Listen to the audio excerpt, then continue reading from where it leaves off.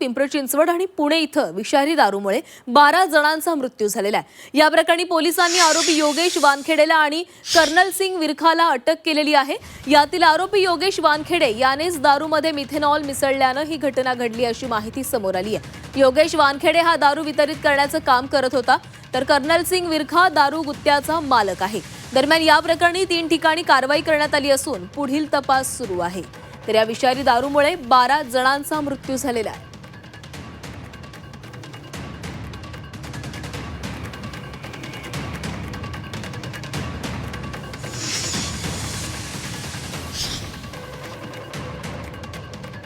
तर या विषारी दारूचे 12 बळी गेलेले आहेत। 12 जणांचा यामध्ये मृत्यू झालाय। यामध्ये या दारूमध्ये मिथेनॉल मिसळणाऱ्या योगेश वानखेडेला पोलिसांनी अटक केलेली आहे।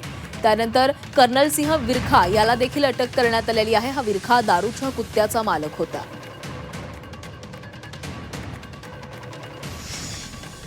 तर या 12 जणांमध्ये 2 सख्या भावांचाही समावेश आहे।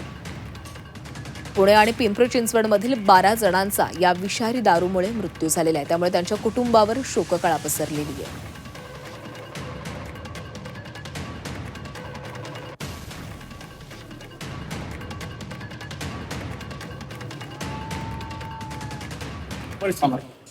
मीच सांगतो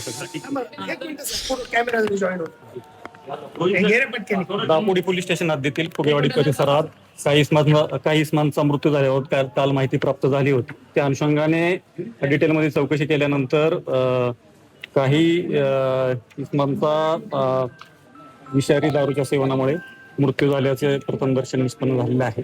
त्याच्यामध्ये आतापर्यंत 7 लोकांचा मृत्यू झालेला आहे आणि 3 इस्मांवर विविध हॉस्पिटलमध्ये उपचार सुरू आहेत। एक्साईज आणि पोलीस विभागाने आतापर्यंत 8 आरोपींना ताब्यात घेतलेला आहे आणि या घटनेचा पुढील तपास सुरू आहे। किती आरोपी अटक केले, काय आरोपींची नाव आहे ते डिटेल्स प्रेस नोट मध्ये देतो।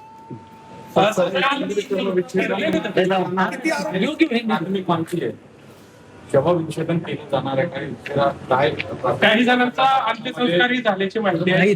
कशा पद्धतीनं पोस्टमार्टम हे केलं जाणार, पुढला तपास सुरू आहे। ते रिपोर्ट आल्यानंतर त्याच्यावर अनालिसिस होईल। दारूमुळेच झालेत का? हिंदी नाही